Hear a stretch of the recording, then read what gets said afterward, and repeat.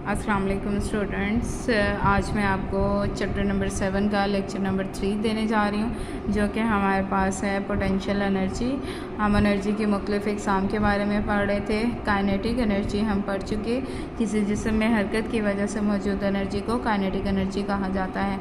अब हम पढ़ने जा रहे हैं पोटेंशियल एनर्जी। ठीक है, पोटेंशियल एनर्जी का थोड़ा सा मैं आपको इंट्रो दूँ कि किसी जिस्म में किसी पोजीशन या किसी मकाम की वजह से जो एनर्जी स्टोर होती है उसे हम क्या कह देते हैं, पोटेंशियल एनर्जी। ठीक है, अब एक्सप्लेनेशन देखते हैं।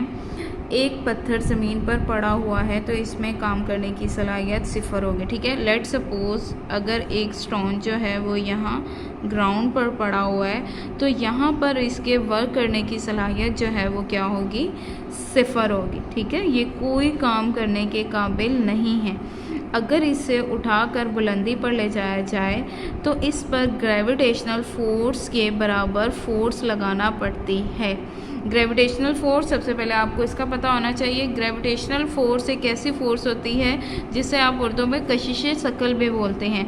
वो फोर्स जिससे ज़मीन हर चीज़ को अपनी तरफ खींचती है वो क्या कहलाती है, ग्रेविटेशनल फोर्स। आप कोई भी चीज़ गिराएं, आपका ग्लास गिरे, पेंसिल गिरे, पेन गिरे, कप गिरे, सब चीज़ें कहाँ जाके गिरती हैं, ज़मीन पे। ऐसा नहीं कभी होता कि कोई चीज़ जो है वो हवा में सस्पेंड हो गई है। ठीक है, तो क्या करती है, ज़मीन चीज़ों को अपनी तरफ अट्रैक्ट करती है। तो इस फोर्स को हम क्या कह देते हैं, ग्रेविटेशनल फोर्स। ठीक है, आपका बॉल जो यहाँ पर स्टे हुआ था, अब इसको यहाँ से उठा के अगर हम यहाँ ऊपर लेके जाएं तो हमें क्या करना होता है, ग्रेविटेशनल फोर्स के ख़िलाफ़ वर्क करना पड़ता है। ठीक है, फोर्स लगानी पड़ती है। और फोर्स हम कैसे लगाते हैं, अपने हाथों से उस वज़न को उठा के ऊपर रखते हैं तो इनडायरेक्टली हम क्या कर रहे होते हैं, उस पर फोर्स भी लगा रहे होते हैं और उसका डिस्टेंस भी कवर करवा रहे होते हैं। दूसरे लफ्ज़ों में इस पर वर्क करना पड़ता है। ठीक है, एक तो हमने उसे उठाया, फोर्स लगाई, और दूसरी जगह पर जो रखा वो हमने क्या किया, फासला तय किया। इसको हमने उठाया और उठा के यहाँ तक रखा। ठीक है, उठाना क्या हुआ, फोर्स लगाना, यहाँ से यहाँ तक ले जाना क्या हुआ, फासला तय करना। इट मीन्स हमने क्या किया, उस पर वर्क कर दिया। ये वर्क बुलंदी पर पत्थर में एनर्जी की शक्ल में स्टोर हो जाएगा। अब वो सारी एनर्जी जो कि हमने इस पे सर्व की या वर्क जो कि हमने इस पे किया वो बॉल में एनर्जी की सूरत में स्टोर हो गया। और इसमें जब इस पे वर्क किया और इसमें एनर्जी स्टोर होगी तो इसमें क्या हुआ, और इसमें वर्क करने की सलाहियत पैदा हो जाएगी। ठीक है, इस तरह से उस ज़मीन से उठाए हुए पत्थर में जब वो बुलंदी पर गया, इसमें वर्क करने की सलाहियत पैदा होगी। अब अगर पत्थर को आज़ाद छोड़ दिया जाए तो ये खुद ब खुद वर्क करके नीचे ज़मीन पर आकर गिर पड़ेगा।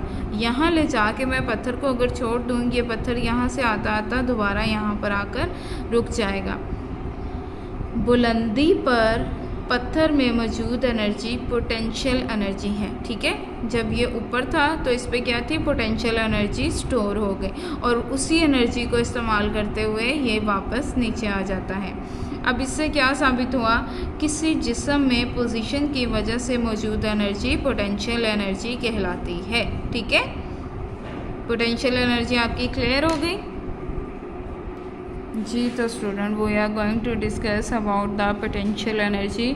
अगर मैं आपको पोटेंशियल एनर्जी की एक ब्रीफ से डेफिनेशन दूं तो किसी जिस्म में पोजीशन की वजह से मौजूद एनर्जी पोटेंशियल एनर्जी कहलाती है। ठीक है, अब हम इसकी एक्सप्लेनेशन की तरफ आते हैं। A stone laying on the ground does not possess ability to do work. ठीक है, लेट सपोज अगर एक ये पत्थर है, ये ज़मीन पर पड़ा हुआ है तो इसमें काम करने की सलाहियत 0 है। If that stone has to be moved up to the certain height, a force equal to the gravitational force will be applied on it. ठीक है, अगर हम क्या करें, इस स्टोन को उठाकर ग्राउंड से उठाकर एक ख़ास बुलंदी तक ले जाएं और वहाँ पर ले जाकर इसको रख दें तो हमें क्या करना पड़ेगा, पहले तो हमें ग्रेविटेशनल फोर्स के ख़िलाफ़ एक फ़ोर्स लगाना पड़ती है।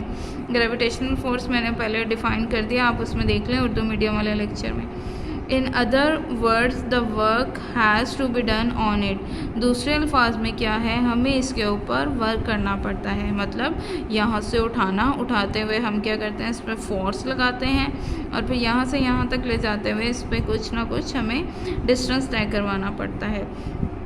The work done will be stored in the store as the energy. ठीक है, तो वर्क जो कि हमने इस पर किया वो स्टोन में एनर्जी की सूरत में स्टोर हो जाएगा। It will gain the ability to do work. ठीक है, इस तरह ये जो स्टोन है इसमें भी वर्क करने की सलाहियत पैदा हो जाएगी। Now if the stone is release at this height, अगर इस बुलंदी पे से या इस हाइट पे से हम इस स्टोन को रिलीज़ करते हैं या छोड़ देते हैं, it will fall to the ground by itself doing the work. ये इट सेल्फ जो है खुद ब खुद मूव करता हुआ ज़मीन पर नीचे आ गिर पड़ेगा। The energy possess by the stone at the height is potential energy. अब वो एनर्जी जो कि सर्टेन हाइट पर बॉडी में स्टोर हो गई थी या स्टोन में स्टोर हो गई थी, वो कौन सी थी?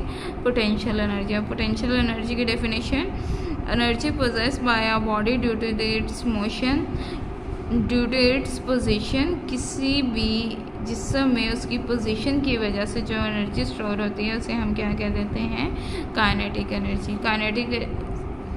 Potential energy. The energy possessed by a body due to its position is known as potential energy. किसी जिस्म में पोजीशन की वजह से जो एनर्जी मौजूद होती है उसको हम क्या कहते हैं? Potential energy.